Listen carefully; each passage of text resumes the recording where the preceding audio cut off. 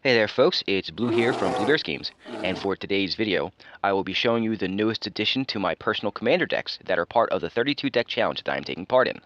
This deck will cover the black and white, also known as Orzhov, portion of the challenge, and uses Elas Il-Kor Sadistic Pilgrim as the commander. Before I get started, let me get the usual prerequisite support my channel plugs out of the way first. That if you'd like to help support my channel, you can do so in the following ways. Like this video, subscribe to the channel, share any of my content on your socials so other people can discover it, and or watch some of my many other videos yourself. In addition to that, if you're interested in ways that you can help support my channel monetarily, please read the description of this video, and there you will find a myriad of options for what you can do to help me keep this channel going. Anything that you can do to help is greatly appreciated, and I thank you for it. Now that all that is out of the way, like I said, this deck uses Elas as the commander, so let me show you what that does real quick. Elas is 1 black and 1 white to cast, also known as Orzhov colors like I said, for a 2/2 legendary Phyrexian core cleric that has 3 abilities. The first ability is Death Touch, which isn't relevant to this build, but is a nice little bonus that could possibly help stave off unwanted attacks in some scenarios. The second ability says that whenever another creature enters the battlefield under your control, you gain a life, and the third ability says that whenever another creature you control dies, each opponent loses a life. I chose Elas to be my Orzhov commander because its abilities lead it down 2 paths to build on that I enjoy a lot. Those 2 are a Soul Sister style, which has a lot of life gain, and an Aristocrat style, which utilizes a lot of sacrifice shenanigans to whittle down or drain your opponent's health totals. So that's exactly what this build is, an amalgam of Soul Sisters and Aristocrats that I've dubbed Soul Sistocrats. The best part about this build to me is that all of the different pieces for both strategies synergize well with each other rather than getting in each other's way. Now that you know both what Elas does and what I was going for with this build, let's get to it and I'll show you what I came up with. Let me start off by showing you the box that I use. It is a no-name brand Sidewinder box that's gray. I had to go and buy a couple because I didn't have a silver one. The sleeves that are on this deck currently will not be the ones I use. I'm in the market for a set of gray, silver, something that's nice and cool looking for this deck because it's black-white, so obviously gray or silver would work. And unfortunately, I've come across the problem of finding the right ones, so I'll get to that. This is the commander. This is the actual commander, not just a digital graphic. It is a foil version. Not really worth anything. At least it's nice to have. So let's get started with the lands. Command Tower. Scrubland, this is the OG dual land. I've had this since revised, so it didn't really cost me anything. In fact, back then they were only like $1 or 2 a piece, so I got lucky there. Godless Shrine, the Shockland. Isolated Chapel, the Checkland. I'm a big fan of Checklands. Tainted Field. I'm actually a big fan of the Tainted Lands as well. I know some people don't like them. I like that they come into play untapped, and if you don't happen to have the Swamp in play, you at least get a colorless out of it.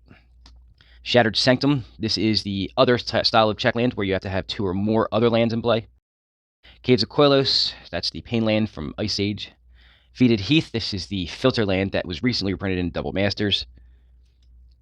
Bright Climb Pathway, and I'm going to show you the back because this is one of those dual modal cards where you can play either the front or the back. So Grim Climb Pathway is the black side, and then Bright Climb, which is the front side of the card, which is what it's always going to be anywhere but in play unless you play it on the front side. So that I like these lands. They actually are pretty nice. Coming into play untapped and being able to choose, sure you only get one, but they're nice.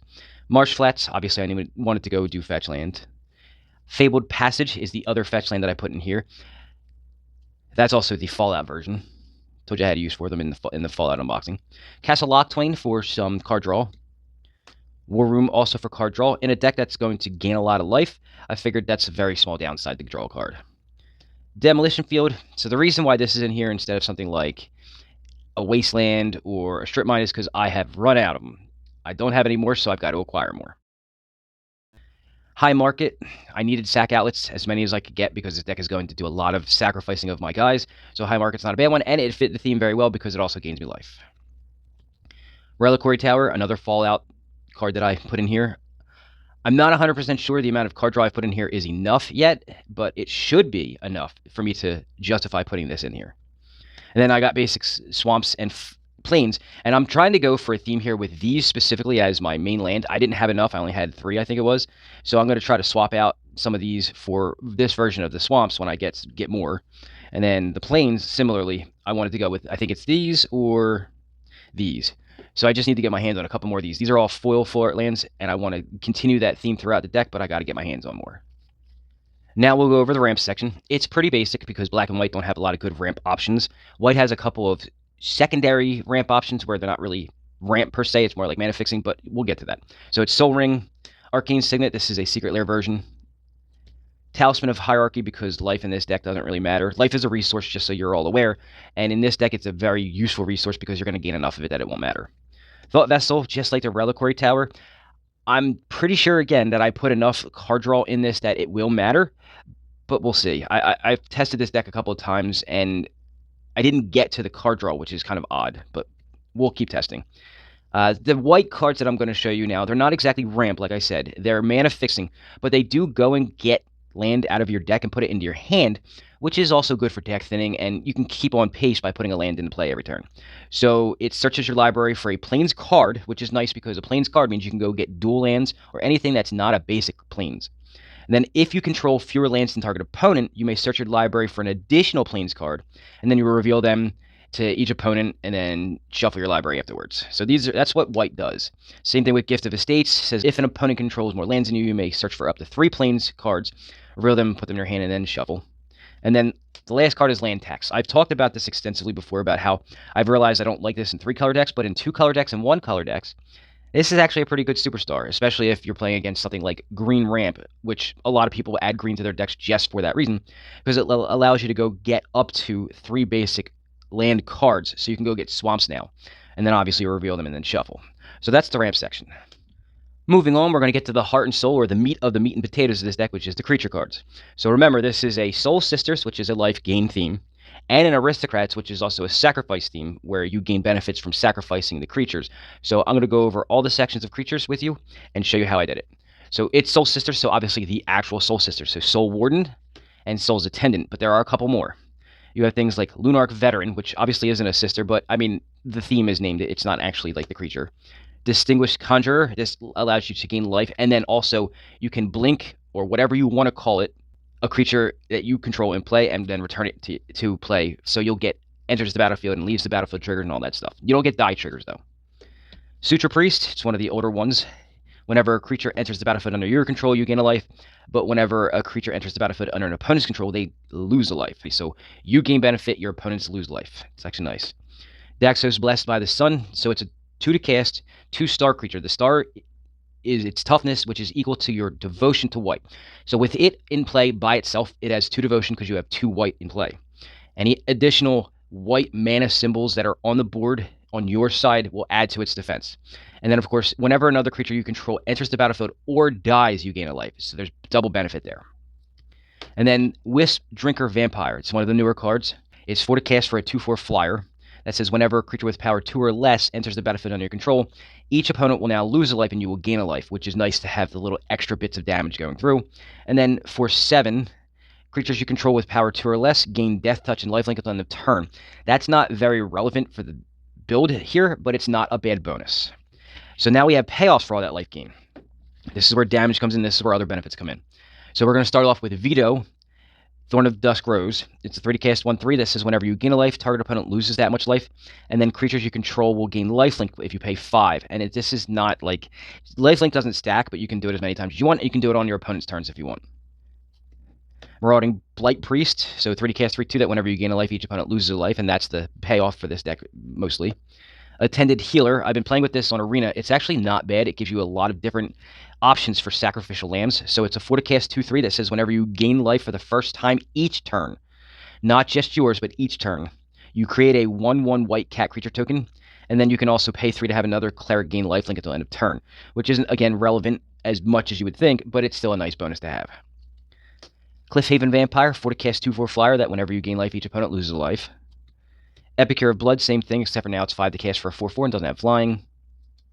And then Witch of the Moors is a 5 to cast 4/4 with Death Touch.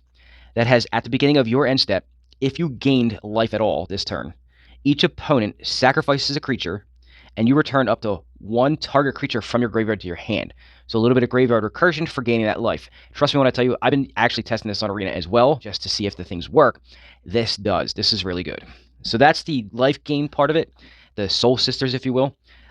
I'm going to go over now the sacrificing and aristocrats version. So we start with creatures that are self-returners. What I mean by that is creatures that can have an ability built into them that they can return back to play or your hand. So things like Sanitarium Skeleton. When they cast 1/2 that you pay 3 while it's in your graveyard to return it to your hand from your graveyard. Persistent Specimen, a 1 to cast 1/1 that, again, you pay 3, but you can return it from the graveyard to the battlefield. Tapped, of course. Reassembling Skeleton is probably the 1A of the best 2 creatures for this ability.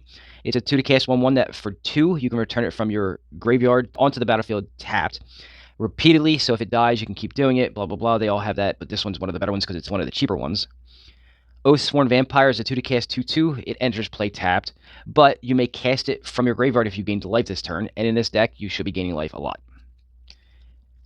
Clattering Augur, 2 to cast 1/1 that can't block, and when it enters the battlefield, you draw a card and you lose a life. I'll repeat myself, life is a resource, and in this deck, you have plenty of it. Being able to draw cards, absolutely awesome, really needed to be done. This is one of the better ones too. So for 4, you can return it from your graveyard to your hand so that you can play it, and then draw cards again, and you get the idea. This is a 2 to cast 1/1 with haste called Nether Trader. It has Shadow, which is not very often used in Commander, which basically means that it's unblockable because there aren't a lot of Shadow creatures used in it. Shadow just means it's kind of like Horsemanship. How's that?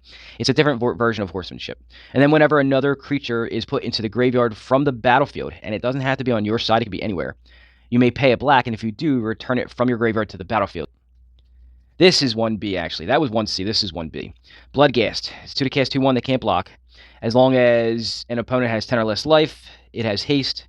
And then Landfall. And then the landfall for this is whenever a land enters the battlefield under your control, you may return Bloodghast from your graveyard to the battlefield. So you can't repeatedly do this like the Reassembling Skeleton because you can only play 1 land a turn. However, you can still do it over and over again for each turn. So it's repeatedly done, but not as much as Reassembling Skeleton. Silver Smote Ghoul is a 3 to cast 3/1 that says at the beginning of your end step, if you gain 3 or more life this turn, return it from the graveyard to the battlefield. And then you can sacrifice it for 2 to draw a card. So again, more ways to draw cards that fit the theme. Skeleton Crew is a recent acquisition for me that I started to like. It is a 4 to cast 3/3 Skeleton Pirate that gives each other skeleton and pirate you control +1/+1. And that's not really why it's in here. There are a lot of skeletons in here. There are no pirates other than this in here. And it's a nice little bonus to be able to beef up your guys, but that's not why it's in here. It's in here because it says whenever 1 or more creature cards leave your graveyard, you create a 2/2 black skeleton creature token. So it gives you more sacrificial lambs for doing what this deck already does, and it also returns itself from the graveyard to the battlefield for 6. Death Tyrant is a 5 to cast 4/6 with Menace that has whenever an attacking creature you control or a blocking creature an opponent controls dies, you create a 2/2 black zombie creature token. Here's the cool part about that. Commander's multiplayer. So combat's going to happen a lot. You might not even be involved in any of the blocking or attacking, but the blocking part gives you a token. Doesn't matter if it's yours or not. It also self-returns. It's a 6-mana ability that says to return it from the graveyard to the battlefield tapped. So again, it self-recurs, it gives you tokens, it's actually pretty good. It's not high cost mana, it's 5 to cast and then 6 to do all this stuff. The hope here is that this is mid-game for you. So now we need to go with the payoffs of all that. So those are all self-returners. These are the payoffs for things dying, things entering play, all that stuff. Corpse Knight, 2 to cast 2/2. Whenever another creature enters the battlefield under your control, each opponent loses a life. It's kind of like the opposite of like the Soul Sisters, where instead of you gaining life, everybody loses life. Cruel Celebrant, 2 to cast 1/2. Whenever it or another creature or planeswalker that you control dies, each opponent will lose a life and you will gain a life. Very aristocrat feeling. Pawn of Ulamog is a 3 to cast 2/2 that says whenever it or another non-token creature you control dies, you will create a 0/1 colorless Eldrazi spawn token that it's able to be sacrificed to add 1 colorless mana to your mana pool. So this is more beneficial than most of the other stuff in here because it creates tokens that are also ramp or could be used for other things like blocking or as sacrificial lambs. So this creates a really nice token for you. Athreos, God of Passage. It's a 3 to cast 5/4 that is a god. So it's one of the more early versions of the gods. So they're indestructible enchantment creatures or enchantments that can become creatures if you meet the devotion. And the devotion for this one is white and black and it has to be 7. That has whenever a creature you own dies, return it to your hand unless target opponent pays 3 life. It's actually pretty cool. Vindictive Vampire, 4 to cast 2/3 that says whenever another creature that you control dies, Vindictive Vampire deals 1 damage to each opponent and you gain a life. So aristocrat stuff. Pitiless Plunder, 4 to cast 1/4. This is whenever a creature you control dies, you create a treasure token. We should know by now what treasure tokens are. And then Sir Conrad the Grim, 5 to cast 5/4. Whenever another creature dies, or a creature card is put into a graveyard from anywhere other than the battlefield, or a creature card leaves your graveyard, Sir Conrad the Grim deals 1 damage to each opponent. And then for each 2 you put into it, you can have everybody mill a card. I have a budget build that I'm going to be making that's centered around this coming up very shortly because it's just a good card. The last 2 cards that are creatures are just pure utility. So, Erebos, God of the Dead, is a 4 to cast 5/7. This is one of the original gods as well. It's indestructible. It's an enchantment if you don't have enough devotion, or it's an enchantment creature if you do. And the devotion for this one is 5 black. And it says your opponents can't gain life, which is nice. But it also has you can pay 2 and pay 2 life to draw cards. So like I said before, I tried to put as much card draw in here as possible. This is one of them. And the last one is actually a Praetor. This is the original Sheoldred. He has Swamp Walk and the ability, I will actually superimpose the English version on here so you can read it, but it's Swamp Walk. And then he has the ability to force people to sacrifice creatures and give you creatures back from your graveyard. And he's in here as a placeholder because I have another card I might actually replace this with, but I'm testing it out because the forced sacrifice is nice, but the return creature part, I think there's a better way to do it. Moving on to the non-creature, non-land part of this deck. I have it split up into many different sections, so I'll just go over them each, and I'll tell you what they are. This is removal. We start with Despark, or Despark, however you want to say it. It's 2 to cast instant that exiles target permanent with mana value 4 or greater. For my removal, I decided not to go with anything that has specified a type of card as much as possible. There are a couple, because I wanted to be able to get rid of whatever I needed to. Black and white have this weird thing where they can mostly do creature removal, but a couple of things here or there do permanents or non-land permanents. So I tried to get as much of that in here as possible. Despark is the first one. Stroke of Midnight is the second one. It's 3 cast instant. It destroys target non-land permanent, and its controller creates a 1/1 white human creature token. It's normally not a good thing to give your opponent any kind of resource. However, the token that they get can be used against them later when I make them sacrifice it. Anguished Unmaking, 3 to cast instant. It exiles target non-land permanent, but you lose 3 life. In this deck, it's not that big a deal. Vindicate, 3 to cast sorcery. It destroys target permanent. You see the theme there. Utter End, 4 to cast instant. It exiles target non-land permanent. And then we've got 2 board wipes. We've got Wrath of God, because I can recover from that a lot easier than most, and Damnation, because it's just the black version of Wrath of God. The last one is going to be a card I just recently pulled in a pack, and I was super happy about it because I wanted it for this deck specifically, so it just worked out. It's the Meathook Massacre. It's a 2 black legendary enchantment that has an X in its cost, and you pay the X, and when it enters the battlefield, each creature gets -X until end of turn. And then whenever a creature you control dies, each opponent loses a life. And whenever a creature an opponent controls dies, you gain a life. So this is actually one of those unique board wipe removal spells that actually sticks around and does more damage over time. So it does a board wipe initially, and then it stays in play because it's an enchantment, and then it allows you to gain life and actually forces your opponents to lose life. It's actually all around one of the best cards printed for this type of thing in recent history. So that's removal. We've got tutoring, because you need to be able to search for things. So I didn't have a whole lot left. I made a lot of decks over the last couple of years, and I haven't really come across a whole lot of people with tutors they're willing to give up. So we start with Vampiric Tutor. Diabolic Intent, because we want to be able to sacrifice things. And then one of the best cards in this deck for anything is actually this card. Final Parting, even though it's a 5 to cast tutor, it does everything you want. It goes and searches for 2 cards. You put 1 in the graveyard and 1 in your hand. So this is where Reassembling Skeleton and all those guys that come back really play a role, because you can get them in the graveyard, and it doesn't matter because you can just bring it back. And then I got card draw. I really did. You saw the stuff I did before for card draw. I tried to add more to it. So we start off with Necropotence, or if you prefer Necropotence, I say Necropotence. I don't know how you say it. It's 3 black for enchantment. You skip your draw phase. Whenever you discard a card, you remove that card from the game. However, you pay 1 life, and you basically exile the top card of your library, and then at the end of your turn, you put that card into your hand, and it's not card draw per se. This is so much better. A lot of people may question why this is such a good card, but this is probably one of the most strongest cards in Magic. If you ever read about, or if you were around for Black Summer, you would understand. Bolas Citadel, so it's a 6 to cast artifact that says you may look at the top card of your library at any time, and then you may play lands and cast spells from the top of your library. If you cast a spell this way, you pay life equal to the mana value of that card, and then you can tap it and sacrifice 10 non-land permanents, and each player will lose 10 life. So it does actually do a lot more for you than most people think. So looking at the top card of your library is pretty good, but being able to play it, especially if it's a land card to get out of the way, not bad, especially since you don't actually pay any life for playing the land because it's a zero, it's not a spell, it's a land. And then, of course, the amount of life that you gain in this deck, you may be able to play most of the stuff from the top of your library if you can manipulate the top. I don't have a divining top in here, but if you can manipulate the top, you could actually cast your whole deck because the amount of life you can gain from this deck is pretty high. And the average mana value in this deck is pretty low. We have Vampiric Rites, so it's a 1 to cast enchantment. You pay 2 and sacrifice a creature to gain a life and draw a card, and I think the rest of these are going to be something similar to that. That's the best of them. Witch's Cauldron, 1 to cast artifact. This one taps, but you sacrifice a creature and you gain a life and draw a card. Relic Vial. I like Relic Vial especially in this deck because it's an Aristocrat style deck, and this is not mostly, it's a lot of clerics in this deck, so this actually has dual function. It's a sack outlet to let you draw a card, but if you control a cleric, it actually becomes an Aristocrats piece, so it's actually generally just all around good, and I got a foil one of them. I was happy about that.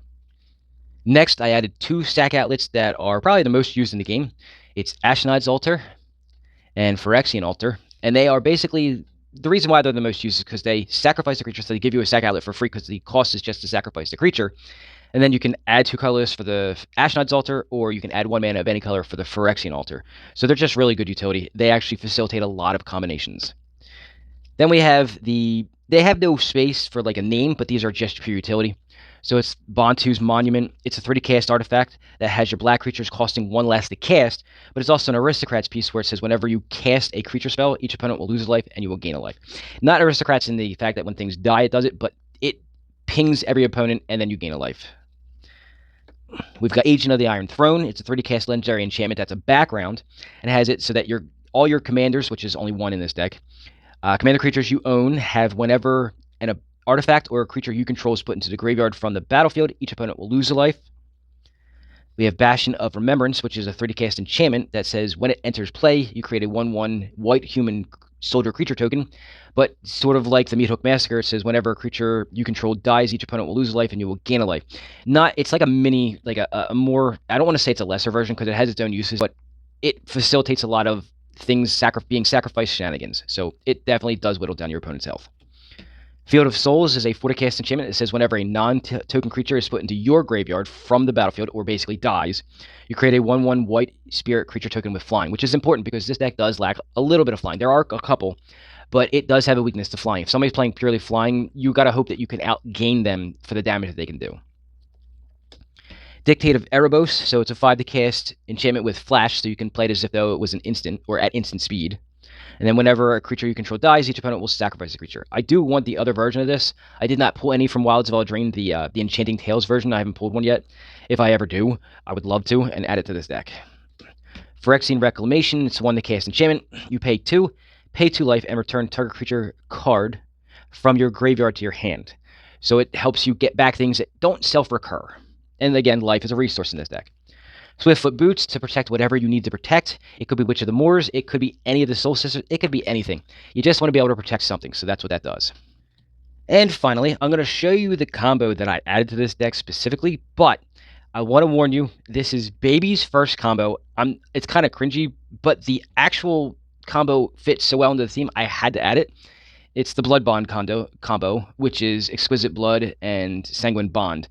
If you don't know what this is by now, it's literally, like I said, baby's first combo. Like, it's a 2-card combo that whenever you gain a life, each opponent loses life. Whenever an opponent loses life, you gain a life, and it can be set off by sneezing. This isn't actually in here because I wanted this combo in here. I actually had Sanguine Bond in here to begin with, and I had an extra slot, so I said, well, why not add the Exquisite Blood, because it does create the combo, and it fits the theme of the deck. What you might not have noticed is that there are probably about 30 other combos in this deck that use different combinations of cards. I'm not going to show you or tell you all about all of them, but what I am going to do is I'm going to show you some of the cards. So, I talked about Reassembling Skeleton a lot. This does facilitate a lot of combos, combined with stuff like Pawn of Ulamog, which create tokens for you, or Pitiless Plunder, which create treasure tokens for you, and then you have Sack Outlets. These, there are many combinations. I don't think this actually together may be an infinite combo, but there are so many that Off the top of my head, I can't rattle off any of them. But these cards here facilitate so many combos that it's ridiculous. This deck is chock full of them, and if any of them come up, it's pretty much game over. So if you can name a few that you saw in the deck, go ahead. I know them, but I just don't remember them off the top of my head. But if you know them, go ahead and put them in the comment section. And that, my friends, was Elas Il-Kor, Sadistic Pilgrim, the newest addition to my personal commander decks that are part of the 32 deck challenge that I like to call Soul Aristocrats. That puts me at 19 of the 32 color combinations required to complete the challenge, so I'm more than halfway there, but the hardest part is still yet to come. I really do love the two themes of today's deck smashed together in one, and I've play tested it a few times to see how it runs.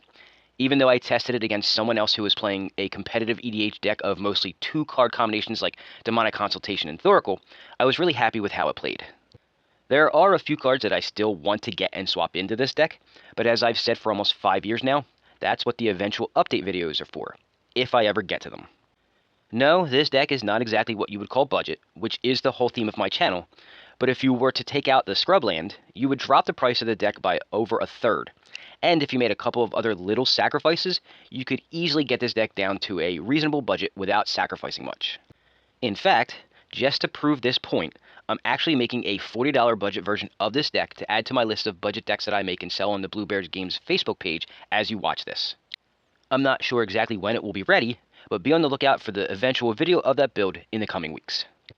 Well folks, that's all for this video, but please go browse my channel and take a look at some of my many other videos. I know that you'll find some that you like, and be sure to check back every Friday for new content. Before you go, don't forget to smash that like button and subscribe to the channel so you can get notified of any new videos that I put out, as sometimes I add extra videos throughout the week. Have a great day, and I hope to see you real soon.